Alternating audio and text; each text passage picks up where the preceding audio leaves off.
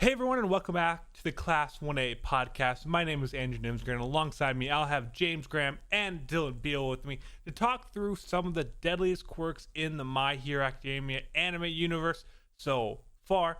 For those of you that do not know, Class 1A is a weekly My Hero Academia podcast where we dive into character deep dives, the anime, each and every episode when it comes out, which is coming out very soon on March 21st.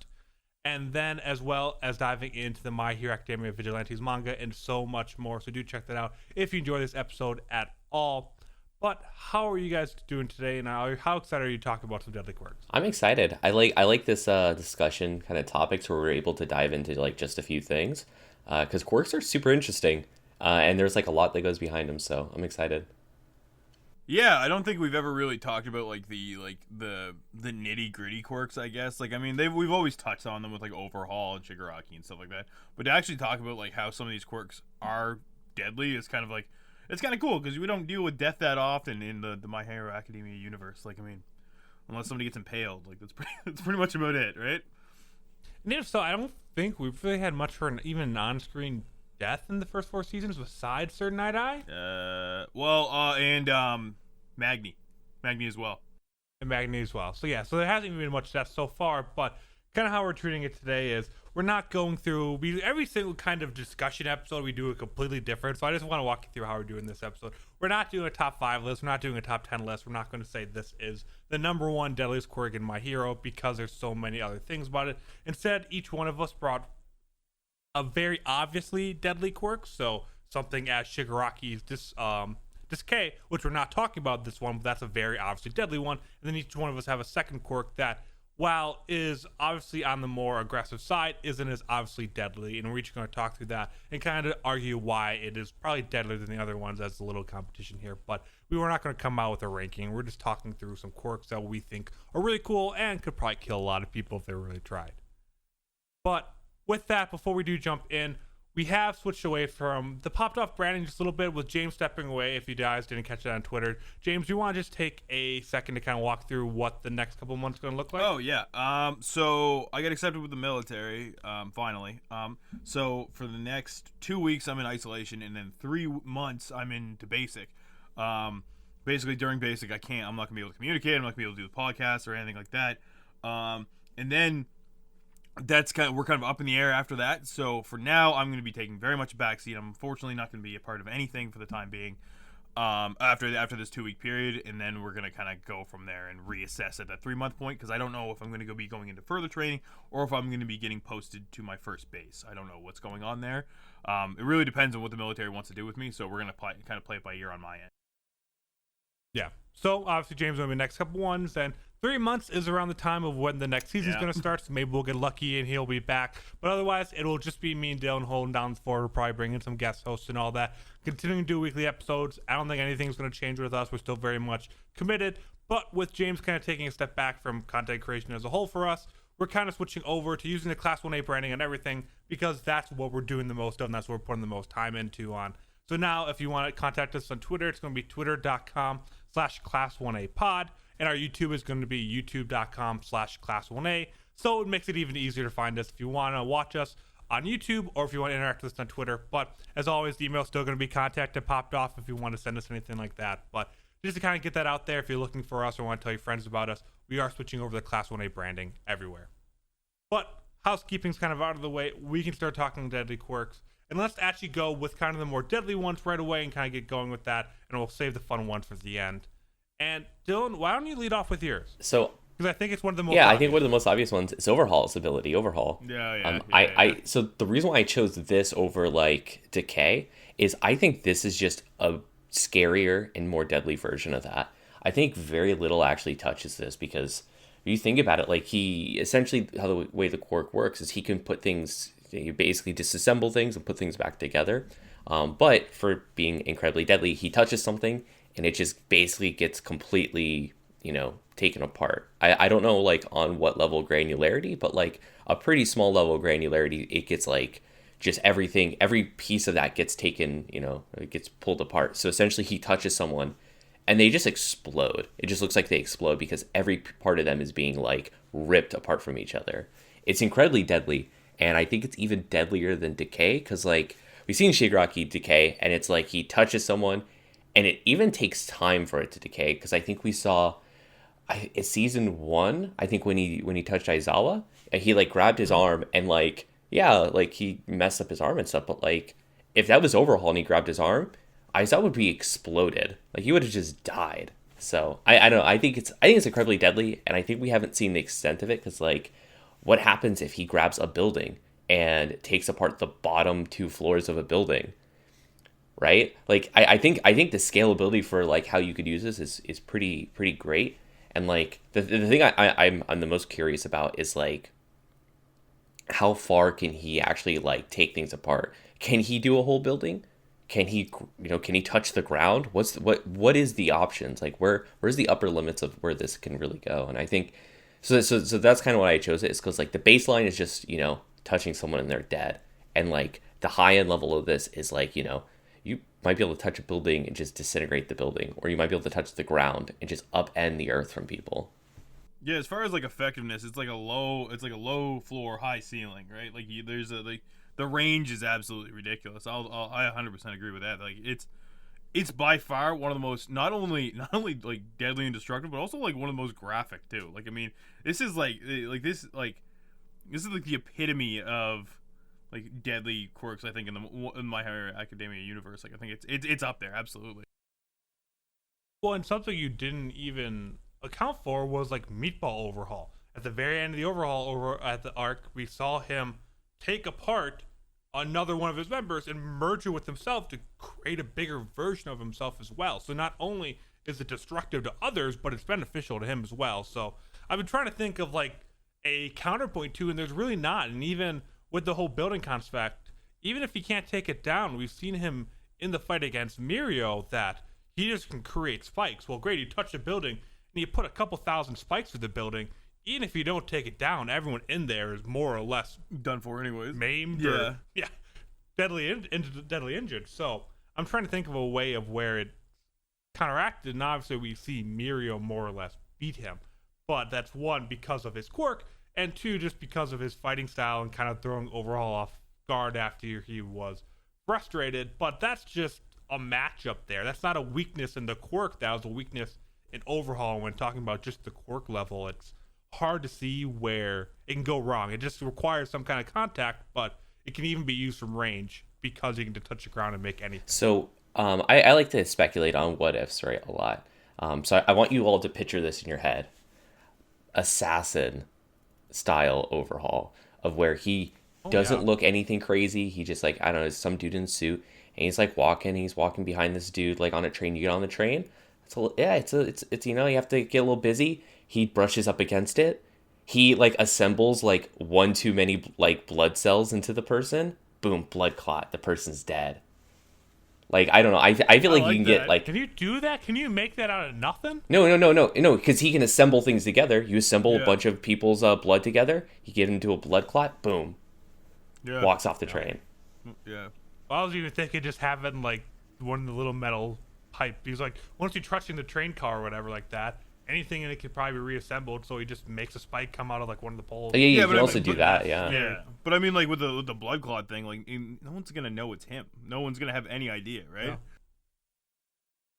No, I mean it's kind of ridiculous. And I think that's some of the best quirks to do. My quirk will kind of follow that same one too as well. So it'll be really curious to do that. But yeah, I think it's phenomenal quirk. We talked about it a bunch during season 4. And there's a reason why they had to take his hands away. Yeah, yeah. There's a reason they got rid of him. Yeah, you had to, right? You absolutely had to. But all right, unless there's anything else, I mean, I want to come with counterpoints for most quirks. This one doesn't have any. So James, why don't you kick off with yours? Yeah, so my one is a little bit of a throwback. I feel like a lot of people might have forgotten about it, but it's Black Hole from 13. Yes. So I thought, when I remembered Black Hole, like that was a big emphasis they had, is because of the raw destructive power of Black Hole. 13 had to be like super particular about how she like kind of managed it and stuff like that, and that just gave me more justification to kind of add it to this discussion, because I mean, it's not exactly as I guess as I don't even want to say as subtle as Overhaul's, because Overhaul's was not subtle either, but this one is just much more like widespread damage. It's not like you can't really like pinpoint it. And I think that kind of adds to its deadliness, is that unless you are trained incredibly well and incredibly particular about this quirk, it's doing widespread damage regardless, right? So I mean, and you can do a lot with a literally manifesting a black hole on you, right? Like, think about that. Like, you're not coming back from that, right? You're literally just going to be ripped apart. So I thought it was like a definite, like, it had to get chucked into discussion. I think it's incredibly deadly because, like, once you get caught by the black hole too, it like breaks things down at like an atomic level too. Yeah. So it's not like you can like kind of take a hit from it or anything. It's like, no, once you get hit by it, it's just you're literally being deatomized. Like, it's crazy. Yeah. Well, yes and no. I mean, so one, the reason Kaguri was able to kind of get through it was he smoked, basically, so he was fine. That's why he was able to take that for a second. But 13 lived through having half her body destroyed by black hole. So we don't really know if 13's in a suit, like if there's actually a human inside there. We don't know that aspect. Well, so like, okay, so in that particular circumstance, there's a couple questionable things as far as both the user, and like we haven't seen 13 since then, so we don't know what kind. But it has been confirmed she's alive, absolutely, yeah. But we don't know what, like, but she might not even be like a functioning suit, I guess, at this point, right? So, and I mean, yeah, like, and like 13 also did not train to use that quirk offensively either. Like, that was like part of it, right? 13 is like exclusively the rescue hero, right? Which is weird because she had black hole, but. Well, there's no way to stop a villain without killing him. Exactly, exactly. But you set it up in some, like again, I'm using the building as like kind of like our benchmark example. You put somebody with black hole in the basement, you suck the whole thing down in. That's just it, and it's all just ripped to pieces. Nobody has any idea. That's it. I mean, maybe a hero shows up after the first couple floors are gone, but I mean that you and again, like, you don't. The only disadvantage of it is that you can't really control how subtle you want to be with it. But I think that adds to its deadliness, is that there is no subtleness. Yeah, I like both your quirks a lot better than mine, if I'm being 100% honest, in terms of deadliest. Because, yeah, thinking obviously about Overhaul was one I knew was going to come up. But even Black Hole you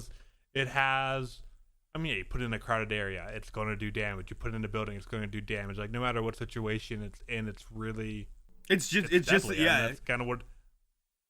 Again, it's not really much thing, and going back to Overhaul, where it's like it's not one of those quirks that requires so much on touch, which is what both of my quirks are going to be. Is they require some kind of touch or close contact. Is with either one of these, they can do destruction from a distance, from close up, and. Yeah, what's yours, Andrew? Yeah, tell us. First one is going to be Rewind from Eerie. And obviously that's just because, again, with the whole assassin vibe, you're walking down the street, you just touch someone, well, they vanish and just gone. Like, everything about them is just gone. So in that kind of aspect there, and again, she's so young and there could be some kind of development. I think it's kind of more opening up to where the quirk can grow, because we've seen how Koichi's quirk has developed multiple times, from going from a hovering one to being able to shoot things off, and kind of along that idea that as it grows, it could be something that a rewind ray or something like that, of more of a distance thing. But as of right now, with how the quirk is it requires some kind of touch, and it could be turned into bullets and things such as that. But the ability to walk up to anyone and just make them vanish, even All Might, could just be a single touch, could be vanished. And that's as deadly as Overhaul in the way of a hero v hero fight. But now that you guys have put in the building aspect of it, it kind of fails that test. Because she'd have to go through the entire building to do any damage and touch one person at a time, at least with how it is now, and it doesn't seem to work on non-living creatures. Well, so trying to like take apart like what we've seen of the quirk and stuff, and like obviously like you stretch these things to its limits, and it kind of like you kind of see the holes in the logic, but like, so you could turn this quirk into a bullet somehow. It's like, yes. Okay, well, what else can you manifest it through? Like, does that mean maybe you can do a contact on whatever like Eerie has contact with? So like maybe it is a thing of like you're on a train platform and like Eerie could like reach down and touch the floor, and maybe anyone touching the floor will feel the effects. Like, yeah. I feel like since like the quirk is so underdeveloped and like the way it works is still super nebulous and kind of like strange, we don't know where the limits are. So it could be something like that, which if that's the case, you go into a crowded area and like you touch the ground, and then it's suddenly like, you know, it looks like someone got raptured up, like the clothes just fall on the ground, everyone's vanished. Like, I think it could be pretty deadly in that aspect. And I think even though like, even if you take that away and you don't have the massive destruction, I still think like single target destruction is pretty important too, because like not a lot could stand against like a full powered All Might, except this is like one of the few that's like you can't really get around it. Like as long as you have some sort of touch, like it's not like you can deflect it. It's not like you can like take a hit or anything. It's just like you get touched and then that's it. You're done. But yeah, it's just so cut and dry, right? Like I mean, and I guess if you go back to the, you know, like I mean, it's hinted at that, you know, the bullets were manifested from like Erie's, like a part of Erie, right? And it was blood and blood. Yeah, cells exactly. is Right? What it but like think classified about as. that too. Like you if you put that into another destructive force, you put that into a grenade, a fucking bomb. You know what I mean? Like you could level an entire city. Like I mean, it might be more effective than both Overhaul and Black Hole in that circumstance, as far as destruction to living organisms, not so much buildings and stuff like that. But yeah, I don't know. Like, who knows how much you know blood you'd have to use and all that crap. But like, yeah, that's all specific. We're just talking about the higher end things, where this is all hypothetical in the universe that doesn't even exist right now. So we can kind of just make up whatever rules we want right now. Exactly. But I think those are all very obvious ones. I mean, if you kind of go through a top 10 list, I think all three of these would probably appear most. Even Black Hole, when I was kind of looking through a list, maybe if it wasn't top 10, it's usually top 15. Just kind of seems off personal preferences. Yeah. But the second round through are going to be ones that I don't think would ever show up. Maybe mine might a little bit, but I know Dylan's definitely won't. So We got some good ones. We got some good ones. I want to lead off with this, and with these being a little less understanding, read if you have the wiki pulled up or anything kind of like that, explain what the quirk is as you do it. We don't need to do it for Overhaul and anything like that, but I want to understand exactly what the quirk does as we go through these more niche ones. So Dylan, lead off with your outfit. Okay, so my quirk is by one of my favorite characters of all time, Miss Joke, and her quirk, Outburst. So essentially, she forces other people to just laugh. That's it. That's the basis of the quirk, is she forces other people to laugh. And I think what is incredibly deadly about this is she usually uses it to incapacitate villains. But like, you just make someone laugh. And you just keep making them laugh over and over. And it just goes on and it never ends. It never ends. She doesn't, it just doesn't stop. And like, the reason why I think it's so deadly is like, imagine that absolute hellscape of where you can do nothing but laugh.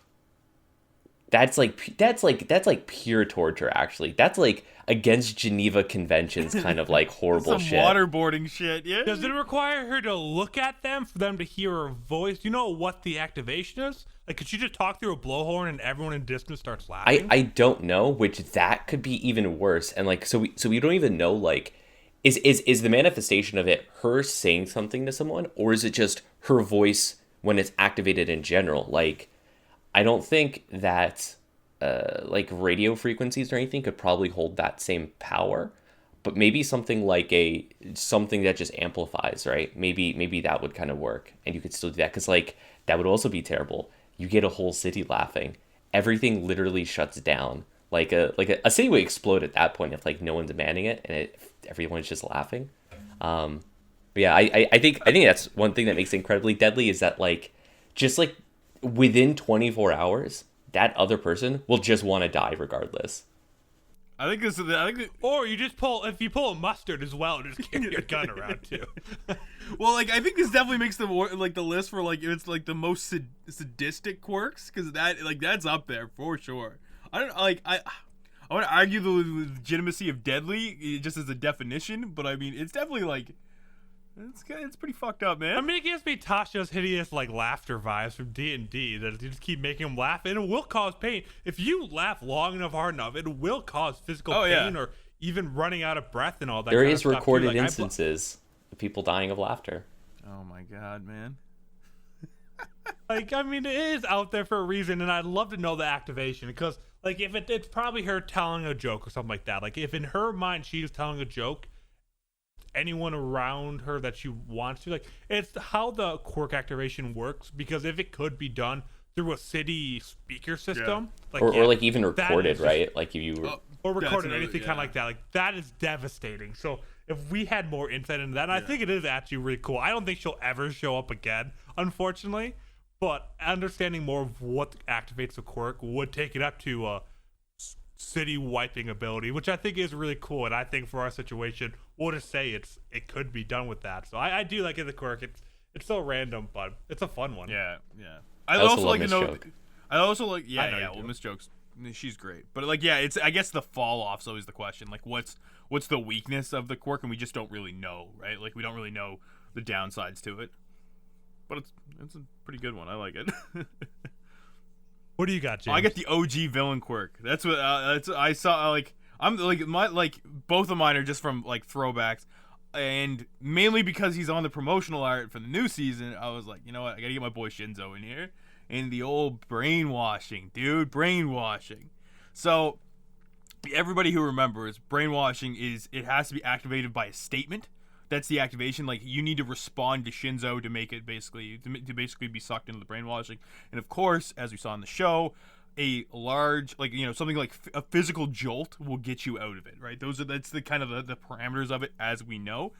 So basically, as long as you can, it's definitely the more like assassin-y kind of like deadliness vice the widespread destruction deadliness.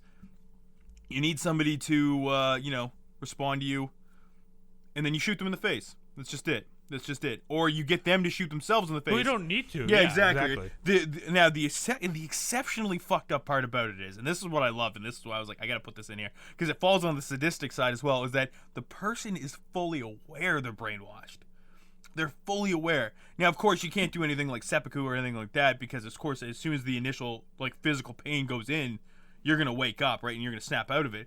So, but those moments leading up to you killing yourself, you're going to be fully aware of it. And I think that is what makes it so dope to me, is that, like, you have this extra element of just, like, self-awareness. Well, and in a world full... Sorry, Dylan, let me actually go on this time. I'll take my... No, I was just gonna say, like, I think it could be like pretty devastating. Like, imagine a world, right? You're in the school gymnasium, you're having a little basketball game, and you get cheerleader Shinzo coming up and saying, "Hey, how we doing tonight?" Everyone responds, and it's like, all right, it's and that's over. it. And that's it. That's Yeah. it right there. And the best part is like, you don't, like, it has to be simplistic stuff too. Like, they've also explicitly said it can't be complex or anything like that. But it's like, stab him. Like, that's there's nothing complex about that, right? So I think yeah, it definitely makes the list. My original one was naval laser, and then I found it was non-lethal because I thought, like, I don't know, a Mac blast coming from somebody is kind of deadly, but then apparently it's non-lethal, so I guess not. But I feel like it could be trained to be... I think if you lethal. Like, I use don't it in know the how right it would. parameters, like if you're using it to topple something over on somebody else, or like, you know, collapsing Yeah. a building or some shit like that. But I mean, I already had black hole, right? Why not get a little creative? Yeah, but I mean, also, part of his story arc, and then we're talking about the quirk, is that everyone, like, he wanted to be a hero so badly because everyone thought he had a good villain yeah, quirk. exactly. Like, it is a one-for-all style quirk that I love. I'm sure All For One would love to have, and that's in the aspect, too, in, like, a world full of Trigger, where, like, Yeah, Woodley. you never actually have to be involved in it. You just take people, you force them to take Trigger, and then they go off and do their own things. Like, if you put them into like that Vigilantes one, he would be such a perfect quirk for that behind-the-scenes mastermind, because you're forcing people to take this drug and go on these rampages, and there's no way for you to ever really be tracked back besides the actual Trigger. So it's just such a good mastermind level quirk, and the down to destruction of the after trail is what makes it deadly. Yeah. Rather, the individual quirk can too, but what's that upper echelon of what you can force people to do?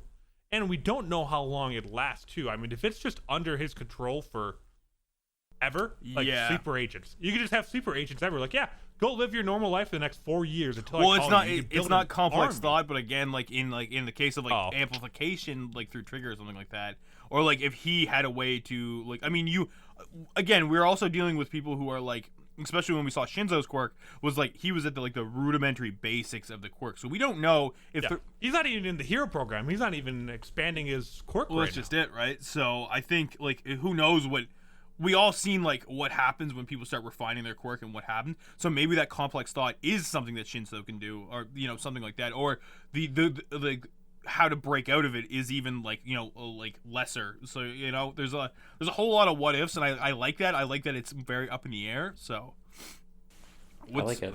Yeah. What's your last one, Andrew? And this one is from Vitality Steel and Quirk. It's by Ryaka Katsume.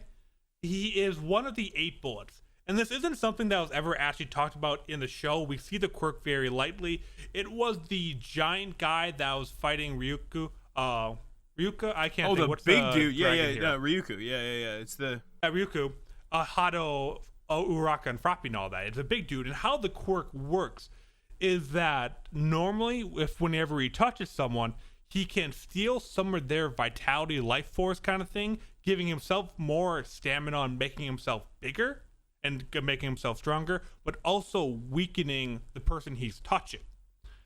And what makes it really deadly is we've seen how it impacts his quirk when he has Trigger involved with it, and that allows him just to inhale, and anyone within a certain distance, he gets that same effect.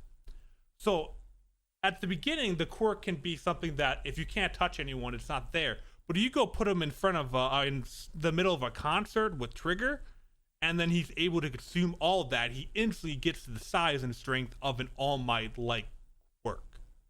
Is basically what my thought process is there. It's not going to be something that is an Overhaul like ability, but in terms of size and strength, it'll be one matching the literal person we see in the very first episode of the show, but at a strength level, I'm assuming much higher based on the amount of this vitality he takes. Yeah, I would like to know if there's a limit to how much vitality he can consume. I don't know if his body or I guess with how the quirk goes, if the body has a limit into how much it can take in, sort of thing. But I mean, I guess all you need to really do is get to a certain point, and you're just kind of unstoppable, right?